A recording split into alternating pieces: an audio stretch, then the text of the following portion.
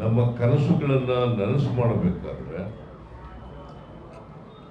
ನಾವು ನಿರಂತರವಾಗಿ ಜನಪರವಾಗಿ ಕೆಲಸವನ್ನು ಮಾಡಬೇಕು. ಆಗ ಮಾಡಿದಾಗ ಮಾತ್ರ ಈ ದೇಶದ ಸಮಸ್ಯೆಗಳನ್ನು ಬಗೆಹರಿಸಲಿಕ್ಕೆ ಸಾಧ್ಯ. ಯಾಕಂತಂದ್ರೆ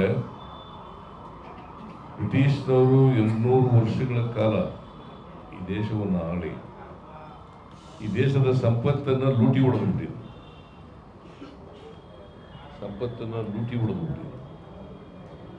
ಬರದು ಮಾಡಿಬಿಟ್ಟಿದ್ರು ದೇಶನ.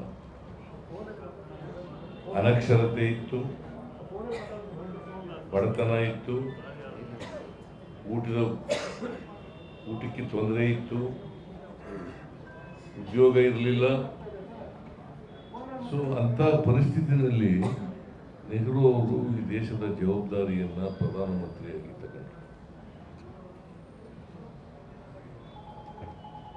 ಅದಕ್ಕೆ ನೆಹರೂರವರು ಹಾಕಿದಂಥ ಅಡಿಪಾಯ ಇದೆಯಲ್ಲ, ಇವತ್ತು ದೇಶ, ಚಂದ್ರಶೇಖರ್ ಹೇಳಿದ್ರು, ನಾವು ಆರ್ಥಿಕವಾಗಿ 4ನೇ ಸ್ಥಾನದಲ್ಲಿದ್ದೀವಿ ಅಂತ.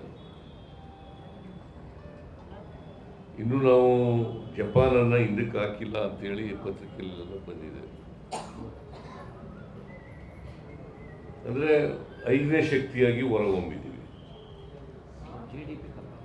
GDP ದೇಶದ GDP, ಜಗತ್ತಿನ GDP, ಗ್ರಾಸ್ ಡೊಮೆಸ್ಟಿಕ್ ಪ್ರಾಡಕ್ಟ್ಸ್ ಅಂತ ಹೇಳ್ತೀವಿ, ದೇಶದ ಸಂಪತ್ತು. ಅದು ನಾವು ಇವತ್ತು ಇಡೀ ಜಗತ್ತಿನಲ್ಲಿ 5ನೇ ಸ್ಥಾನದಲ್ಲಿದ್ದೀವಿ ಅಂತಂದ್ರೆ ಇದಕ್ಕೆ ಕಾರಣ BJP ಸರ್ಕಾರ ಅಲ್ಲ, ನರೇಂದ್ರ ಮೋದಿಯವರಲ್ಲ. ಇದಕ್ಕೆ ಕಾರಣ ಜವಾಹರ್ಲಾಲ್ ನೆಹರು ಅನ್ನೋರು.